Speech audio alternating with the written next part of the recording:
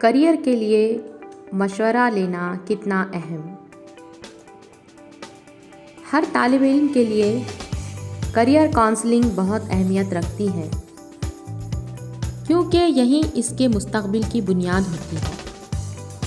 اکثر طالب علم صحیح وقت پر اپنی دلچسپی کے حساب سے کام کے شعبے کا انتخاب نہیں کرتے تو یہ آگے چل کر ان کے لیے کئی طرح کے مسائل پیدا ہو جاتے ہیں۔ موجودہ دور میں کریئر کونسلنگ کی کمی طلباء کا سب سے بڑا مسئلہ ہے۔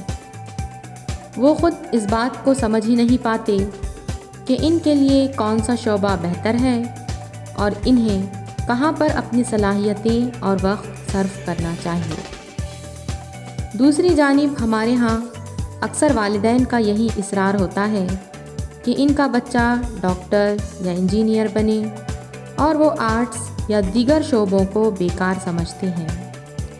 اس سوچ کا اثر یہ ہوتا ہے کہ بچے اپنی مرضی، ذوق اور صلاحیت کے برعکس دوسروں کی دیکھا دیکھی میں ایسے مضامین کا انتخاب کر لیتے ہیں جن کے ساتھ ان کا نبھا نہیں ہو پاتا۔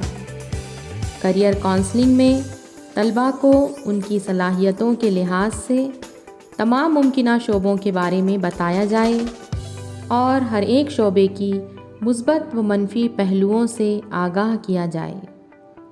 کریئر کونسلنگ کے لیے اگر کوئی باقاعدہ سروس موجود نہ ہو تو اپنے ارد گرد موجود ایسے پڑھے لکھے لوگوں سے مشورہ کریں جن کے بارے میں آپ کا خیال ہے کہ وہ وسیع معلومات کے ساتھ ساتھ تجربہ رکھتے ہیں۔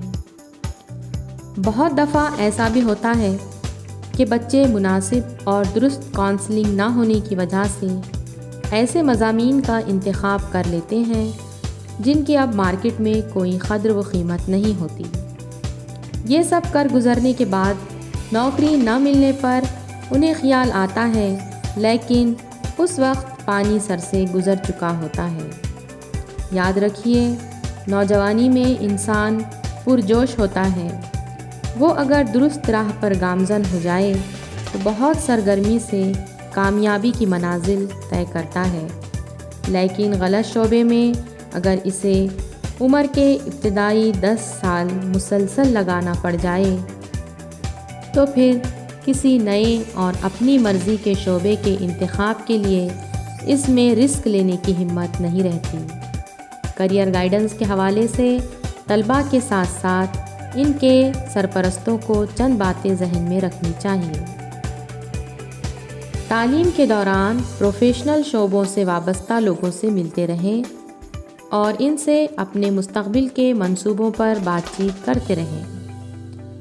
والدین کو چاہیے کہ وہ اپنے بچوں کے اساتذہ سے مسلسل رابطے میں رہیں تاکہ انہیں بچوں کی تعلیمی دلچسپیوں کے ساتھ ساتھ ان کی خوبیوں اور کمزوریوں سے آگاہی حاصل ہو سکے۔